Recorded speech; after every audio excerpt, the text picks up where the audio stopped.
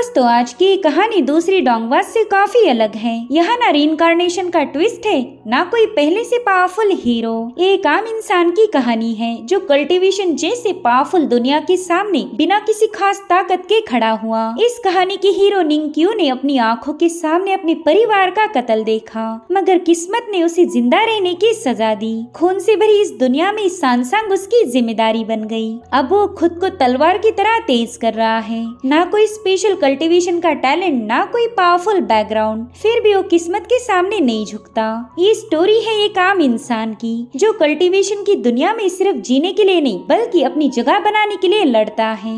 Ever night, एक ऐसी रात जो कभी खत्म नहीं होती, पर उस अंधेरे में भी उम्मीद की एक छोटी सी रोशनी जरूर जलती है।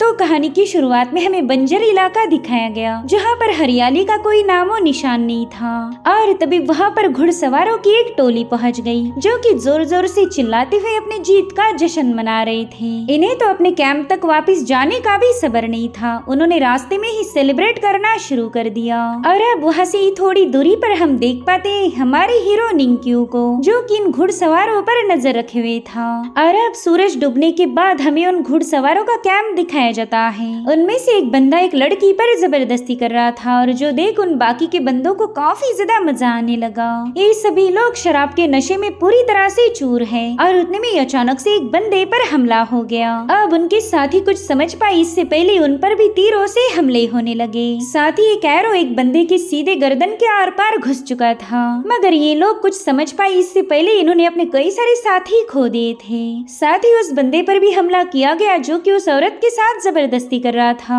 वेल, इस सारे हमले किए थे निंग्क्यू ने। एक बंदा तो निंग्क्यू को वहाँ देखकर काफी ज्यादा भड़क गया। वो कह रहा था कि तू तो सूबी लेक का एक मामूली सा लकड़हारा है, तो तेरे पास ऐसी किलिंग मूव्स कहाँ से आ गई? जिस पर निंग्क्यू कह रहा था कि मैं तो उन्हीं पेड़ों को काटता हूँ जो ऑलरेडी मर चुके हूँ, और तुम लोग भी उन मरे हुए पेड़ों से कम नहीं। तुम्हारी आत्मा तो ऑलरेडी खत्म हो चुकी। जो सुनते साथ ही जितने भी लोग जिंदा बचे थे उन्होंने एक साथ मिलकर निंग्क्यू पर अटैक करना शुरू कर दिए। उस पर कई सारे तीर बरसने लगे थे, लेकिन निंग्क्यू ने बड़ी ही स्टाइल के साथ उन सारे अटैक को डिस्ट्रॉय कर दिया।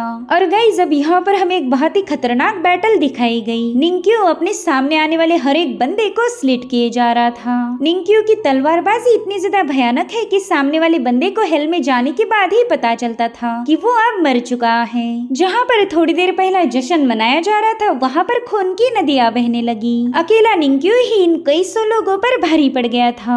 उस पर जितनी ही तेजी के साथ हमले किए गए, निंग्क्यू ने दुगनी रफ्तार के साथ उन्हें डॉज किया। चाहे कोई बंदा कितना ही पावरफुल क्यों ना हो और वो किसी भी वेपन का इस्तेमाल क्यों ना करे, निंग्क्यू को इससे कोई फर्क नहीं पड़ता। इसी दरमियान निंग्क्यू पर कई सारे अटैक हुए थे, लेकिन उसकी किलिंग स्प्री तो रुकने का नाम नहीं लेती। वो अपनी दो तलवारों को तेजी के साथ घुमाते हुए दुश्मन की हर एक चाल को नाकाम कर रहा था। वेल, यहाँ पर निंग्क्यू ने अपनी तलवार को एक चेन में बांध लिया था, जिसके चलते वो दूर से ही अपने दुश्मनों का सफाया करने लगा। निंग्क्यू की मूव इतनी ज्यादा भयानक थी कि उसकी कोई चपेट में आए तो फिर उसका सर्वनाश होगा। वेल, यहाँ पर जितने भी बंदे मौजूद थे निंग्क्यू ने उन सभी का खात्मा कर दिया, मगर कुछ लोग अपने घोड़े पर सवार होकर तुरंत ही वहाँ से भागने लगे। जो देखते साथ ही निंग्क्यू विसल बजाकर अपने घोड़े को बुला लेता है, और फिर वो भी अपने घोड़े पर सवार होकर बड़ी ही तेजी के साथ उन्हें फॉलो करने लगा। तो उन बंदों ने पीछे की तरफ मुड़ते हुए निंग्क्यू पर अपने एरोस शूट करना शुरू कर दिए। वो नहीं चाहते थे कि निंग्क्यू उन्हें फॉलो करे, तो निंग्क्यू भी फटाफट से अपनी सोर्ड को स्पिन करते हुए उन एरो अटैक को काउंटर करने लगा। और इसी दरमियान वो अपनी सोर्ड चेन को रिलीज करते हुए एक बंदे को खत्म कर देता है, और अब उसी बंदे की बॉडी पर लात रखते हुए निंग्क्यू ने अपने दुश्मनों पर छलांग लगा दी। उसने बड़ी ही तेजी के साथ यहाँ से वहाँ मूव होते हुए उन सभी बंदों का खात्मा कर दिया, लेकिन उनमें से एक बंदा अभी भी जिंदा है, और जब तक निंग्क्यू उसे खत्म नहीं करता तब तक उसे सुकून नहीं मिलने वाला। निंग्क्यू ने तो उसे खत्म करने के लिए क्लिफ से सीधा नीचे छलांग लगा दी, और अब वो अपने घोड़े को छोड़कर सीधा उस बंदे के कंधे पर सवार हो चुका था। और फिर उसने बड़े ही कूल अंदाज में अपनी दोनों तलवारों का इस्तेमाल करते हुए उस बंदे का गला स्लिट किया, जिसके बाद वो हवा में छलांग लगाते हुए सीधे अपने घोड़े पर जाकर बैठ जाता है। वेल, इस ब्रूटल फाइट को देखने के बाद हमें इतना तो समझ आ जाता है कि निंग्क्यू की तलवार बाजी काफी ज्यादा बेहतरीन थी। उस अकेले बंदे ने 150-200 लोगों का खात्मा कर दिया। जो भी बैंडिट निंग्क्यू की रडार पर आएगा उसका उसका अंत निश्चित है। अब ये सीन यहीं पर कट होकर हमें कुछ कैरेजेस दिखाई गई जो कि रेगिस्तान में मौजूद वेइचांग काउंटी की तरफ आगे बढ़ रही थी। वेल, इस सिटी की वॉल भी हेवीली गार्डेड है ताकि कोई भी उन पर अटैक ना कर पाए, लेकिन इन कैरेजेस को बड़ी ही आसानी के साथ काउंटी में एंट्री मिल गई। इतना ही नहीं, यहाँ पर हम इस काउंटी के जनरल मा शीशियांग को देख पाते हैं जो कि अपने साथ कुछ बंदों को लेकर मेहमानों का स्वागत करने पहुंच गए। जनरल मा ने आते साथ ही उनके सामने अपना सिर झुकाया। इसका मतलब साफ था कि ये लोग काफी ज्यादा स्पेशल हैं। जनरल मा उनसे कहते हैं कि आप काफी लंबा सफर तय करके यहाँ आए हो, तो प्लीज थोड़ा सा आराम कर लीजिए। और तभी एक बंदी मा शीशियांग से कहने लगी कि आप प्लीज फॉर्मेलिटी ना कीजिए, हमारे मास्टर ने तो ऑलरेडी हमारे लिए सारा बंदोबस्त कर दिया है। आपको तो पता ही होगा वेइचांग से कैपिटल जाने का रास्ता कितना ज्यादा खतरनाक है, तो हमें एक ऐसे गाइड की जरूरत है जो हमें सेफली हमारी लोकेशन तक पहुँचा सके। और मुझे पूरा यकीन है कि आपके पास कोई ऐसा वफादार बंदा जरूर होगा जो हमें सेफली कैपिटल तक एस्कॉर्ट कर सके।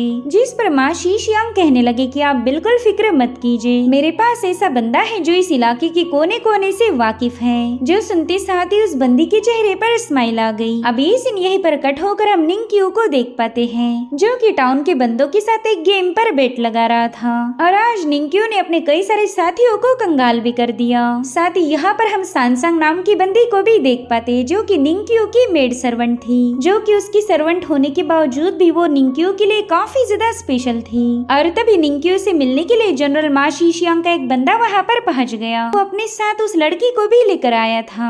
उससे कहता है, निंक्यू, हमारे जनरल अभी इसी वक्त तुमसे मिलना चाहते हैं। वहीं पर निंक्यू बस उस बंदी को घूरने लगा। वेल, इस लड़की का नाम हमें बताया गया लियोन। तो लड़की निंक्यू से कहने लगी कि तुम वेइचांग मिलिट्री के सोल्जर हो, और जहाँ तक मैं हमारे रूल्स को जानती हूँ किसी भी सोल्जर को सर्वेंट को रखना अलाउड नहीं, लेकिन फिर भी तुमने इस लड़की को अपनी सर्वेंट बना के रखा है। तो सांसांग ने फटाफट से उसे बता दिया कि मैं निंक्यू की कोई सर्वेंट नहीं। और उतने में निंक्यू बड़े ही कूल अंदाज में उस लड़की के करीब जाते हुए उससे पूछने लगा कि आखिर तो है कौन? सांसांग और मेरा क्या रिश्ता है इस पर तुम बिल्कुल कमेंट नहीं कर सकती। वेल, निंक्यू का ये बेबाक अंदाज देखते साथ ही लियोन डर के मारे पीछे हट गई। वो गुस्से में कहने लगी कि पता नहीं हमारे टांग एम्पायर में ऐसा क्या हो गया जो तुम्हारे जैसे कमीने और घटिया लोग यहाँ पर पैदा हो रहे। मगर उसकी गालियाँ सुनकर तो निंक्यू की हंसी छूट गई। वो सांसांग से कहता है कि चलो यहाँ पर वक्त बर्बाद करने का कोई फायदा नहीं। जिसके बाद वो लियोन को पूरी तरह से इग्नोर मारते हुए दोनों वहाँ से रवाना हो गए। तो लियोन भी अपने साथ आए हुए बंदे से पूछने लगी जिसे जनरल मा शीशियांग हमारे साथ भेजना चाहते, जिस पर वो बंदा कहने लगा कि हाँ, इसका नाम है निंक्यू। इसके जैसा बेफिक्रा आपको पूरी काउंटी में नहीं मिलने वाला। दरअसल हाल ही में हमारी मिलिट्री से इसे रिकमेंडेशन लेटर मिला है। अभी जल्दी चांगान में होने वाले एकेडमी एंट्रेंस एग्जाम में पार्टिसिपेट करेगा। वेल, ये सुनकर लियोन थोड़ी सी हैरान थी। उसे नहीं लग रहा था कि निंक्यू जैसा जंगली बंदा कभी भी एग्जाम को पास कर पाएगा। इधर निंक्यू और सांसांग एक दूसरे के साथ मस्ती करते हुए अपने घर की तरफ रवाना हो गए। और अब अगले सीन में हम देख पाते कि निंग अपने जनरल मा से मिलने पहुंच चुका है। और जनरल मा से कहने लगा कि आप चाहते हो मैं कैपिटल के एग्जाम में पार्टिसिपेट करूँ, लेकिन ये बात आप भी अच्छे से जानते हो कि मैं वहाँ पर जाना नहीं चाहता। मैं बचपन से वेइचांग में रहता आ रहा हूँ और आपने ही पाल पोस कर मुझे बड़ा किया, इसलिए आपको छोड़कर जाने का मुझे बिल्कुल दिल नहीं कर रहा। जिस पर जनरल मा कहने लगे कि निंक्यू निंक्यू, जरा बताओगे तुम इतने बेशरम कब से बन गए? तुम तो अब सीधे मुंह पर ही झूठ बोल रहे हो। तुम्हारी तो शुरू से यही ख्वाहिश थी कि तुम अकेडमी को ज्वाइन करो। तुम खुद मुझे छोड़कर जाने के लिए काफी ज्यादा बेकरार थे और अब बेवजह का ही इमोशनल ड्रामा कर रहे। तो निंक्यू कहता है, जनरल आप तो मुझे गलत समझ बैठे। मैं सच बता रहा हूँ, मैं आपसे काफी ज्यादा प्यार करता हूँ। अगर कभी आपको बचाने के लिए मुझे अपनी जान भी देनी पड़ी तो मैं खुशी खुशी आपके लिए कुर्बान हो जाऊंगा। तो जनरल कहते, चलो ठीक है, अभी मस्का मारना बंद करके मुझे ये बताओ कि तुम उस बंदी का गाइड बनना क्यों नहीं चाहते? तो निंक्यू बताने लगा कि दरअसल मैं कुछ और साल जिंदा रहना चाहता हूँ। ऐसे भरी जवानी में मरना तो मुझे बिल्कुल पसंद नहीं आएगा। जिस पर जनरल कहते, शायद तुम्हारा दिमाग खराब हो गया। क्या तुम ये बात भूल गए कि तुम वेइचांग के सोल्जर हो?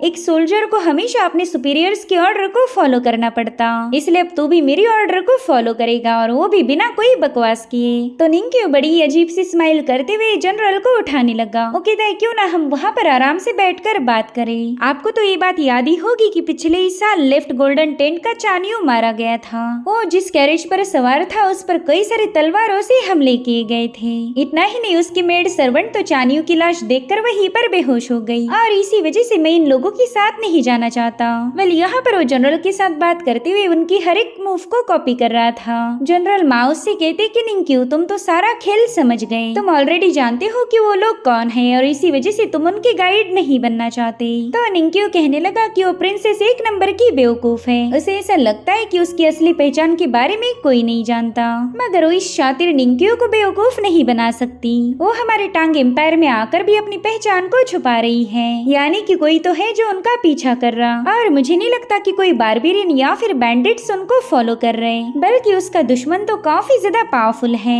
और यही वजह थी कि मैंने उसका गाइड बनने से मना किया। मैं बेवजह के मसलों में फंसना नहीं चाहता।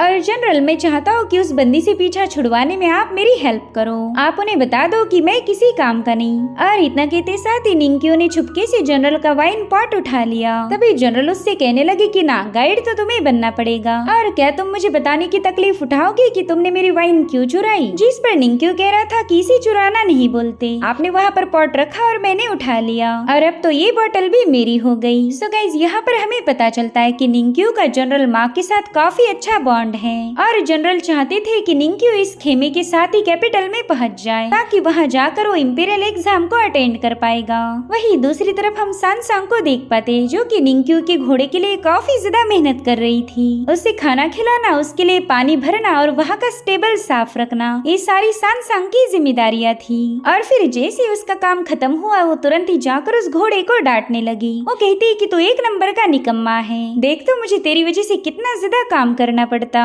तूने मुझे इतना ज्यादा तंग किया है ना कि अब वो दिन दूर नहीं जब मैं तुझे बेच दूंगी। जो सुनते साथ ही घोड़े ने भी अपनी भाषा में उसे 2-4 गालियां बक दी। इधर जनरल मा निंक्यू को समझा रहे थे कि मैं तुम्हें उनका गाइड बनाकर इसलिए भेज रहा हूँ क्योंकि ये तुम्हारे इंपीरियल एग्जाम से कनेक्टेड है। भले ही हमारी वीचोंग की मिलिट्री ने तुम्हारे लिए रिकमेंडेशन लेटर लिखा, लेकिन क्या तुम्हें वाकई ऐसा लगता है कि सिर्फ वो रिकमेंडेशन लेटर तुम्हें एग्जाम में बिठाने के लिए काफी होगा? अगर तुम्हें वाकई इंपीरियल कोर्ट के एग्जाम को देना है तो तुम्हें लगभग चांगान में मौजूद 3 ऑफिसेस को विजिट करना होगा। हर एक ऑफिस तुम्हारे कागजात पर स्टैंप लगाएगा, लेकिन अगर उनमें से किसी एक ने भी स्टैंप लगाने से मना किया तो तुम्हारा फ्यूचर वहीं पर खत्म हो जाएगा। जो सुनकर ही निंक्यू काफी ज्यादा सरप्राइज हो गया। वो कहता है अच्छा ऐसी बात है, मुझे तो इसके बारे में जरा भी आइडिया नहीं थी। इसका मतलब तो ये हुआ कि मुझे अपनी जान पर खेलकर उन लोगों का गाइड बनना होगा, और तभी जाकर मुझे इंपीरियल कोर्ट के एग्जाम में बैठने का मौका मिलेगा, और उसमें भी मैं पास होऊंगा या फेल ये भी ऊपर वाले के भरोसे है। जनरल क्या आपको नहीं लगता कि ये डील काफी ज्यादा बेकार है? जिस पर जनरल कहने लगे कि चलो मैं तुम्हें एक और बात बताता हूँ। दरअसल ये जो मुसाफिरों का ग्रुप आया है, इनके साथ एक मास्टर लू नाम का बंदा भी है।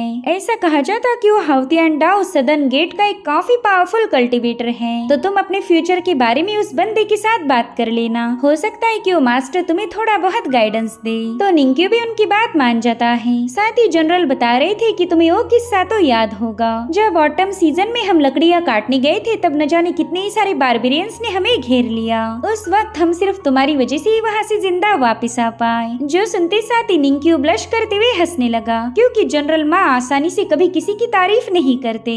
उस वक्त पूरा टाउन तुमसे काफी ज्यादा खुश हुआ था। वो लोग तुम्हें कोई भी ट्रेजर देने के लिए तैयार थे, लेकिन तुमने रिवॉर्ड के तौर पर एक किताब चुनी। तुम बार बार लगातार उसी पुरानी किताब को पढ़ा करते थे, और उसी वक्त मैं समझ गया था कि तुम्हारा नेचर किसी वॉरियर का नहीं बल्कि एक स्कॉलर का है। उस वक्त मैं चाहता था कि तुम्हारी मदद करूं, लेकिन हमारा वीचांग टाउन इतना ज्यादा छोटा है कि यहाँ पर मुझे कोई मास्टर नहीं मिला जो कि तुम्हें सिखा सके, और इसी बात ने हमेशा मेरे दिल पर जोर डाला कि मैं तुम्हारी ख्वाहिशें पूरी नहीं कर सकता। मगर आज तुम्हारे पास वीचांग से निकलने का मौका है। मैं चाहता हूँ कि तुम यहाँ से बाहर जाकर असली दुनिया देखो। वहाँ पर कई सारे ड्रैगन्स और टाइगर्स होंगे जो तुम्हारी जान लेने की कोशिश करेंगे, लेकिन वहाँ जाने के बाद तुम्हें एक ही किताब पर डिपेंड रहने की जरूरत नहीं, तो एटलीस्ट किताबों की खातिर तुम इस खतरे को उठा सकते हो। वेल जनरल माँ की ये सारी बातें सुनकर निंक्यू काफी ज्यादा इमोशनल हो गया, और फिर वो अपने इसी भारी दिल को लेकर अपने घर पहुँच गया, जहाँ पर सांग उसका इंतजार कर रही थी। उसने देखा कि निंक्यू काफी ज्यादा मायूस है, तो तुरंत ही निंक्यू से इसके पीछे का रीजन पूछने लगी, जिस पर निंक्यू कहता है कि तुम भी मेरे साथ चांगान चलो। तो सांग कहने लगी कि चांगांग जाने का फैसला तुम्हारा था, मैं तो यहीं पर रुककर तुम्हारा इंतजार करूंगी। जिस पर निंक्यू कह रहा था ना, अब तुम जल्दी से अपना सामान पैक करो, कल सुबह ही हम यहाँ से निकलने वाले हैं। तो सांग ने उससे पूछा कि क्या वाकई एकेडमी में जाना तुम्हारे लिए इतना ज्यादा इम्पोर्टेंट है? तो निंक्यू से बताने लगा कि हम हमेशा वीचांग में नहीं रह सकते, सकते, आज नहीं तो कल हमें यहाँ से जाना ही होगा। और वैसे भी चांगान कैपिटल काफी ज्यादा प्रॉस्परस है। ऐसा कहा जाता कि वहाँ पर इतनी सारी अपॉर्चुनिटीज है कि हम ढेर सारा पैसा कमा सकते। अब जैसे ही सैमसंग ने पैसों का जिक्र सुना, उसके चेहरे पर स्माइल आ गई। वो कहती है कि अगर वहाँ जाकर हमें पैसा मिल सकता है तो फिर वहाँ जाने में कोई दिक्कत नहीं। निंक्यो से बता रहा था कि वहाँ जाते साथ ही हमारे पास अमीर बनने का एक मौका होगा और मैं इस मौके को गंवाना नहीं चाहता। जो सुनते साथ ही सैमसंग ने फटाफट से अपनी पैकिंग करना शुरू कर दी और वहीं पर निंक्यो अपने बिस्तर पर जाने के बाद उसी पुरानी किताब को पढ़ने लगा, जो कि पहले भी वो हजारों बार पढ़ चुका है। वेल, इस किताब में लिखा था कि स्पिरिचुअल एनर्जी को हार्नेस करना काफी ज्यादा इम्पोर्टेंट है। अगर तुम इस दुनिया की वाइटल एनर्जी को स्पिरिचुअल एनर्जी बनाकर एब्सॉर्ब नहीं कर पाए तो फिर अकेडमी में जाने का भी कोई फायदा नहीं होने वाला। वहाँ पर एडमिशन तो उसी बंदे को मिलेगी जो कि कल्टीवेशन करने की एबिलिटी पजेस करता हो। वेल, यहाँ पर वो किताब पढ़ रहा था और वहीं दूसरी तरफ सैमसंग उसे कई सारी बातें बताने लगी। वो उसे बताती है कि चांगान काफी ज्यादा महंगा होगा, तो वहाँ पर दाल चावल खरीदने के लिए हमारे पास पैसे होने चाहिए और अगर गलती से वहाँ पर हमारे कोई दोस्त बने तो लोग जरूर से हमारे घर दावत पर आएंगे, तो उस वक्त उनकी मेहमान नवाजी करने के लिए हमारे पास पैसे होना काफी ज्यादा इम्पोर्टेंट है। वैसे तो निंक्यो को सैमसंग की बातें काफी ज्यादा बोर कर रही थी, लेकिन फिर भी वो पूछता है कि बताओ फिर हमारे पास कितने पैसे हैं। तो सैमसंग ने फटाफट से एक बॉक्स को ओपन कर लिया। वो उसे बताने लगी कि देखो हमारे पास 76 टेल्स है, 3 मेस और 4 फेन है, मगर कोई बात नहीं, हम जल्दी इन पैसों को दुगना कर देंगे। निंक्यो समझ गया था कि ये बंदी चांगान जाने से पहले ही काफी ज्यादा नर्वस हो गई, तो वो सैमसंग को बताता है कि देखो जनरल माँ ने तुम्हारे लिए वाइन की बोतल भेजी, जल्दी से इसे खत्म करो, इससे तुम्हारी बॉडी वार्म हो जाएगी। जिसके बाद ये दोनों एक ही बिस्तर पर सो जाते हैं। हालांकि निंक्यो को बिल्कुल नींद नहीं आ रही थी। वो सैमसंग से कहता है कि अगर मैं अकेडमी के एग्जाम में पास हुआ तो तुम्हें ढेर सारी शॉपिंग कराऊंगा, बस उसके बदले में तुम्हें मुझे सबके सामने यंग मास्टर बुलाना होगा ताकि मेरा भी दूसरों के सामने थोड़ा सा इम्प्रेशन जम जाए। और तभी निंक्यो की नजर पड़ी आसमान पर। वो कह रहा था कि वेईचांग काफी ज्यादा अजीब जगह है, यहाँ पर तो चांद भी अपनी रोशनी देने से मना कर देता। और अब अगली सुबह ये लोग चांगान के लिए निकल पड़े। यहाँ पर सैमसंग उससे पूछने लगी कि निंक्यो क्या हम अपने घर को लॉक नहीं करने वाले, जिस पर निंक्यो बता रहा था कि अब हम यहाँ पर जल्दी वापस नहीं आने वाले, तो घर बंद करने से कोई फायदा नहीं होने वाला, इसे खुला रखो ताकि जिसे जरूरत है वो यहाँ पर आकर रह सके। वेल, यहाँ पर निंक्यो और सैमसंग दोनों भी काफी ज्यादा मायूस थे। वो फॉर द फर्स्ट टाइम वेईचांग को छोड़कर बाहर जाने वाले हैं। नई दुनिया में उन्हें कितने सारे सरप्राइजेस मिलेंगे ये तो वक्त बताएगा। और अब फाइनली लियोन का खेमा वहाँ से निकल पड़ा और उसी वक्त लियोन ने देखा कि निंक्यो जोर जोर से चिल्लाते हुए सबको बता रहा है कि आज मैं वेईचांग छोड़कर जा रहा हूँ, अगर मैं चांगान में जाकर सक्सेसफुल नहीं हो पाया तो मैं कभी यहाँ पर वापस नहीं आने वाला, इसलिए दोस्तों दुआ करो कि मैं जल्दी यहाँ पर वापस आ जाऊँ। वहीं पर लियोन को तो निंक्यो की ये हरकतें बिल्कुल पसंद नहीं आ रही थी। साथ ही साथ हम लियोन के पास एक छोटे बच्चे को देख पाते हैं। वेल, कौन है इसके बारे में हमें थोड़ी ही देर में पता चलेगा। इधर वेईचांग सिटी वॉल के सभी सिपाही निंक्यो के लिए सेफ जर्नी की दुआ कर रहे थे, मगर निंक्यो काफी ज्यादा मायूस है क्योंकि जनरल मा उससे मिलने नहीं आए थे। और तभी सैमसंग काफी ज्यादा खुश होकर निंक्यो को बताने लगी कि देखो जनरल माँ हमें अलविदा कहने आए। उन्हें देखते साथ ही निंक्यो तुरंत ही कैरेज से नीचे उतर गया। वो तो बस उन्हें इमोशनल होकर देखते जा रहा था। वहीं पर जनरल माँ उससे अलविदा कहते हैं और फिर निंक्यो ने तहे दिल से उनके सामने अपना सिर झुकाया। वो जनरल माँ से कह रहा था कि मेरे वापस आने तक ना ही आपको बूढ़ा होने का अधिकार है और ना ही मरने का, आपको बस मेरा इंतजार करना है ताकि आगे चलकर मैं आपका ख्याल रख सकूं। और फिर अपने मास्टर को रिस्पेक्ट पेश करने के बाद निंक्यो दोबारा से कैरेज पर सवार हो गया। तभी सैमसंग उससे कहती कि निंक्यो सच बताना तुम थोड़े बहुत रोए थे ना, जिस पर वो कहता है नारी पगली बिल्कुल नहीं, मुझे तो बस जनरल माँ को छोड़कर जाने का दिल नहीं कर रहा। और अब हमें थोड़ी देर पहले की कहानी दिखाई जाती है जहाँ पर निंक्यो अपने घोड़े को लेकर काफी ज्यादा परेशान था। वो कहता है पता नहीं मेरी जान कहाँ चली गई। उसे इस तरह से बौखलाते हुए देखकर सैमसंग को भी हंसी आने लगी, जिसके बाद वो निंक्यो को कॉइन्स का पाउच दिखाते हुए बताने लगी कि ये देखो ये है तुम्हारा घोड़ा, उस घोड़े का पेट भर भर के ही हम गरीब हो रहे थे और इसी वजह से मैंने उसे सेल कर दिया। और सच बताओ तो उस घोड़े को बेचना भी काफी ज्यादा डिफिकल्ट था, लेकिन मैंने जैसे तैसे 70 टेल्स में डील कर ली। जो सुनते साथ ही निंक्यो ने जोर जोर से रोना शुरू कर दिया। वो कह रहा था कि मेरा घोड़ा मुझे वापस लौटा दो। खैर अब कहानी दोबारा से प्रेजेंट टाइम में आ जाती है। ये लोग वेईचांग से काफी दूर पहुंच चुके हैं। इन्होंने दिन रात सफर तय करके अच्छा खासा डिस्टेंस तय कर लिया और उतने में लियोन की नजर पड़ी निंक्यो पर, जो कि कैरेज चलाते हुए ही सो गया था। उसे निंक्यू को देखते साथ ही पुरानी बातें याद आती हैं, जहाँ पर निंक्यू ने उसे बस 2 सवाल पूछकर ही उसका मुंह बंद कर दिया था और इसी वजह से लियोन निंक्यू पर अभी भी काफी ज्यादा नाराज है। उसी वक्त निंक्यू की भी नींद खुल जाती है। उसने देखा कि इन सिपाहियों ने रास्ता बदल दिया है, तो फटाफट से एक सिपाही को पूछने लगा कि बताओ तुम लोगों ने रूट चेंज क्यों किया। जिस पर वो सिपाही जवाब देते हुए बताने लगा कि दरअसल हमारे मास्टर को डर था कि कहीं हमारे सफर की खबर दुश्मनों तक पहुंच न गई हो, तो इसी वजह से हम नॉर्दर्न माउंटेन का रास्ता इस्तेमाल कर रहे हैं। जिस पर निंक्यू कह रहा था कि मैं तुम लोगों का गाइड हूँ, जब तक तुम लोग मेरी इंस्ट्रक्शंस को फॉलो करोगे तब तक कोई हम पर अटैक नहीं कर सकता।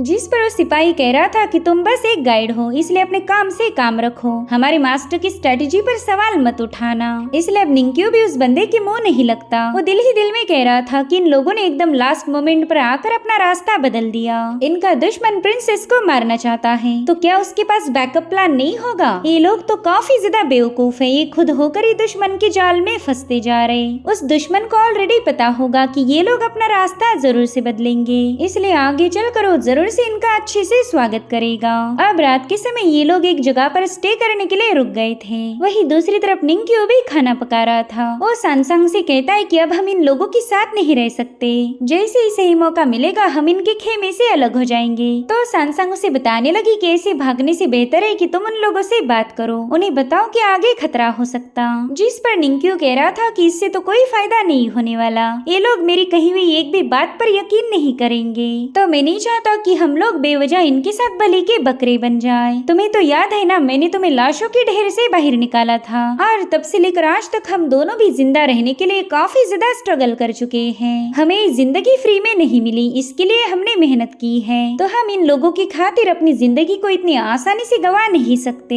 इधर लियोन भी अपनी कैरेज से बाहर आ गई। उसने देखा कि निंक्यू गाने गा रहा है और सैमसंग उसके लिए खाना पका रही, इसलिए वो तुरंत ही निंक्यू के पास चली गई। मगर वो जानती थी कि ये बंदा एक नंबर का बदतमीज है, तो इससे बात करने से कोई फायदा नहीं होने वाला। इसलिए वो सैमसंग से कहती कि क्यों ना तुम थोड़ी देर के लिए मेरे साथ चलो, हम दोनों थोड़ी देर के लिए बात कर सकते हैं। तो निंक्यू ने भी उसे जाने का इशारा कर दिया। और अब यहाँ पर सैमसंग लियोन को बता रही थी कि मेरे यंग मास्टर काफी ज्यादा नेक दिल हैं। अगर उस वक्त तो मेरी जान नहीं बचाती तो शायद मैं भी मारी जाती। जिस पर लियोन कह रही थी कि तुम्हारा यंग मास्टर काफी ज्यादा अजीब है, वो तो हमेशा ऐसे बर्ताव करता है मानो इस दुनिया को उसने खरीद लिया हो। देखो सैमसंग, मैं जानती हूँ कि उस बंदे ने तुम्हारी जान बचाई, लेकिन इसका मतलब ये तो नहीं कि वो हमेशा तुम्हारे साथ बदतमीजी से बात करेगा। वो बंदा तो हमेशा तुम्हें सर्वेंट जैसे ट्रीट करता है। ये लो मेरा हैंकरचीफ तुम्हारे पास रखो। भले सैमसंग उसके लिए मना कर रही थी, लेकिन लियोन ने जबरदस्ती अपना हैंकी उसके हाथ में थमा दिया।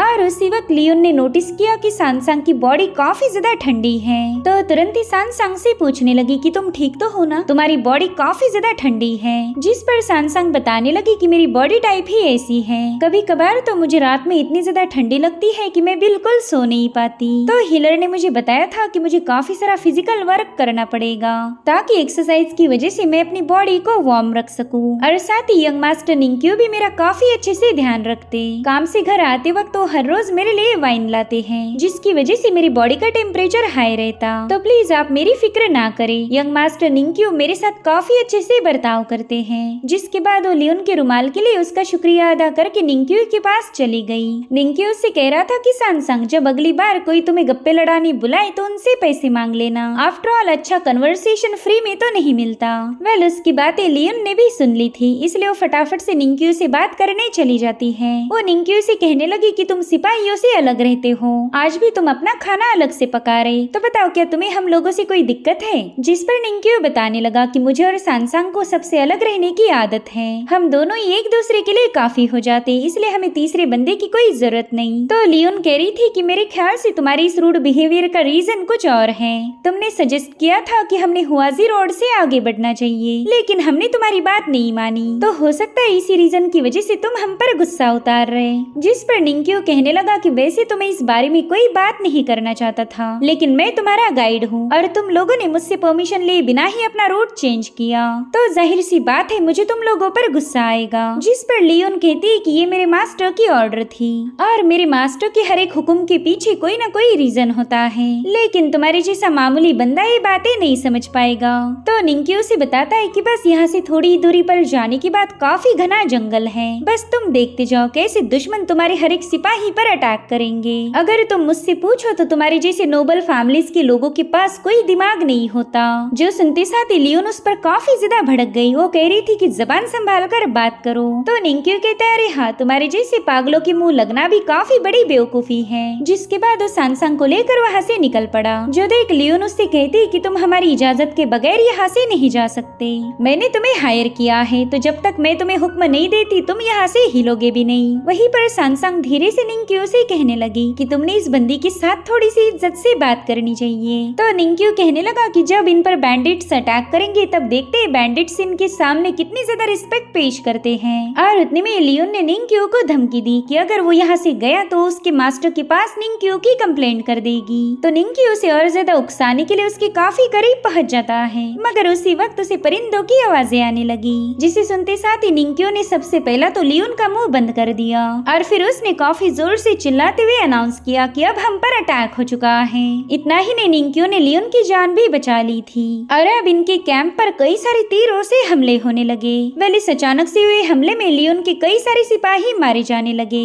इधर निंक्यू ने इन दोनों लड़कियों के साथ एक कैरेज की साइड में पनाह ली थी ताकि वो इन दोनों को इन तीरों के अटैक से बचा सके। लेकिन दुश्मन तो पूरी तैयारी के साथ आए हैं और साथ ही वो तादाद में भी इनसे काफी ज्यादा थे, जिसके चलते देखते ही देखते वहाँ पर तबाही मचना शुरू हो गई। दुश्मनों ने इनकी कैरेज को डिस्ट्रॉय करना स्टार्ट कर दिया था ताकि ये लोग चाहकर भी वहाँ से भागने न पाए। और अब इसी वक्त हमें लियोन के मास्टर दिखाए जाते हैं जिनका नाम है लो किंगचेन। वो पूछते हैं कि बताओ किसने हम पर अटैक करने की जरूरत दिखाई। और इतना कहते साथ ही उन्होंने अपने कैरेज में बैठकर एक ब्लेड को रिलीज कर दिया जो कि दुश्मन के खेमे में जाकर उनके सारे वेपन्स को डिस्ट्रॉय कर रही थी। साथ ही साथ उनकी ब्लेड ने बड़ी ही तेजी के साथ दुश्मनों का सफाया करना शुरू कर दिया। और अब उसी क्लिफ पर हम इन असासिन के मास्टर को भी देख पाते हैं, जिसे मास्टर लू के होने से भी कोई फर्क नहीं पड़ रहा था। और यहाँ पर ये बंदा अकेला नहीं बल्कि इसके साथ भी एक पूरी की पूरी आर्मी थी। तो अब उन लोगों ने रोप्स के जरिए नीचे छलांगे लगाना शुरू कर दी। तो लियोन की आर्मी ने भी उन रस्सियों को काटना शुरू कर दिया ताकि दुश्मन नीचे आ ना पाए।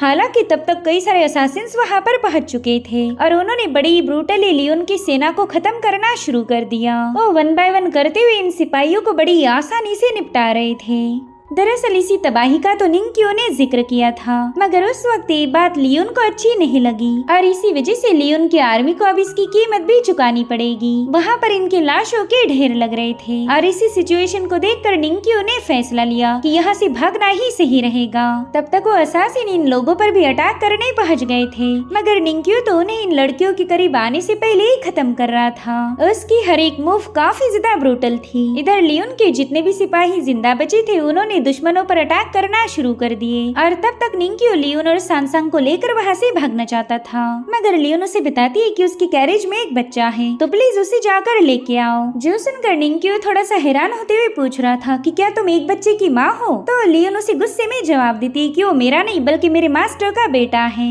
इसलिए अब निंक्यू ना चाहते हुए बैटल ग्राउंड में कूद पड़ा। उसने तो वहाँ आते साथ ही तबाही मचाना शुरू कर दी। जो भी उसके सामने आया निंक्यू ने बड़े ही ब्रूटल वे में उसका खात्मा कर दिया और इसी तरह से वो अपना रास्ता साफ करते हुए उस कैरेज के पास पहुंच जाता है जिसमें वो छोटा बच्चा था। वो बच्चा तो निंक्यू को अपने सामने देखकर काफी ज्यादा खुश हो गया और उसी वक्त मास्टर लू की निंक्यू को आवाज आई। वो उसे बताते हैं कि ये हमारा यंग प्रिंस है तो प्लीज इसे महफूज रखना। तुम इस बच्चे को और लियोन को लेकर यहाँ से चले जाओ और तब तक मैं क्लिफ पर जो भी एक्सपर्ट्स है उनके साथ निपट लूंगा। मगर उस बच्चे को अपने साथ ले जाना काफी ज्यादा मुश्किल था क्योंकि कई सारे असासिन्स उसी कैरेज की तरफ आगे बढ़ रहे थे, जिन्हें देखते साथ ही निंक्यू ने अपनी दोनों तलवारों को आपस में जोड़ लिया, जिसके चलते उसके पास अब स्पीयर जैसी तलवार बन चुकी थी जो कि दोनों साइड से अटैक कर सकती है। और फिर क्या एक बार फिर से वहाँ पर मौत का तांडव शुरू हो गया। निंक्यू वन बाय वन उन सभी का खात्मा कर रहा था। बस कुछ ही पलों में उसने न जाने कितने सारे बंदों को मौत के घाट उतार दिया था। सब जैसे निंक्यू ने वहाँ का रास्ता क्लियर किया, लियोन फटाफट से उस कैरेज में पहुँच जाती है। इधर क्लिफ पर मौजूद मास्टर ने अपने बंदे को हुक्म दिया कि तुम अब बैटल ग्राउंड में जाकर अपने मिशन को अंजाम देकर आओ। इधर निंकियो ने देखा कि वहाँ की जमीन काफी तेजी के साथ शेक हो रही है, तो उसने फटाफट से कैरेज के नीचे कवर लिया। दरअसल वहाँ पर बहुत ही खतरनाक बंदा पहुँच गया था, जो कि अपने साथ एक कटे हुए पेड़ को लाया और उसने उसी पेड़ के नीचे इन सिपाहियों को क्रश करना शुरू कर दिया था।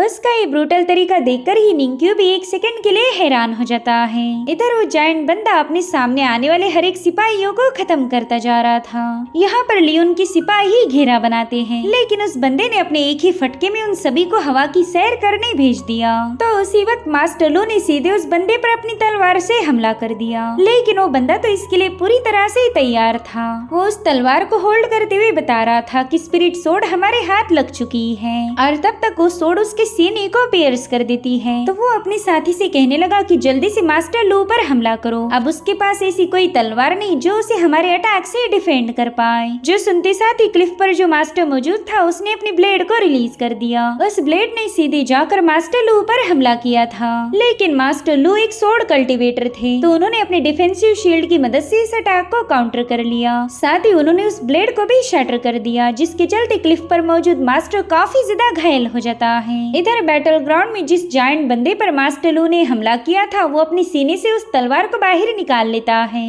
और तभी उसकी नजर पड़ी लियोन पर। तो लियोन को खत्म करने के लिए काफी तेजी के साथ उसकी तरफ आगे बढ़ने लगा। यहाँ पर लियोन के जनरल ने उसे रोकने की कोशिश की थी, मगर उस बंदे ने अपने एक ही फटके में उसे साइड में हटा दिया। मगर इससे पहले कि वो लियोन पर अटैक कर पाए, मास्टर लू ने सीधे उस पर हमले कर दिए। उन्होंने वहाँ के कई सारे स्पेयर्स को कलेक्ट करते हुए सीधे उस बंदे की बॉडी में पियर्स कर दिया। उस पर एक साथ ही न जाने कितने ही सारे अटैक हो गए थे, मगर वो तो अभी भी हार मानने के लिए तैयार नहीं था। उसने खुद के हाथों से उन सारे स्पीयर्स को हटा दिया, जिसके बाद दोबारा से लियोन को मारने के लिए उसकी तरफ आगे बढ़ता है। मगर उसी वक्त निंकियो की वहाँ पर एंट्री हो गई। वो सीधे उस जायंट बंदे के कंधे पर सवार हो गया था। साथ ही उसने अपनी दोनों तलवारें उस बंदे की शोल्डर्स में पियर्स कर दी, मगर फिर भी वो बंदा हार मानने के लिए बिल्कुल भी तैयार नहीं था। तो निंकियो अपनी तलवारों को उसकी शोल्डर से बाहर निकाल कर सीधे उसके गले पर लगा लेता है, और फिर यहाँ पर उसने उस जायंट के गले को बड़े ही कूल अंदाज में स्लिट किया था, जिसके चलते वो बंदा जमीन पर पटक गया। वो अपनी आखिरी सांसें लेते हुए लियोन को डीमन कह के पुकार रहा था, और फाइनली उसका काम वहीं पर तमाम हो गया। वहीं पर निंकियो कह रहा था कि ये बंदा तो काफी ज्यादा गुस्से वाला था। और इसी के साथ एपिसोड यहीं पर एंड हो जाता है। Thank you so much for watching. Bye bye, take care.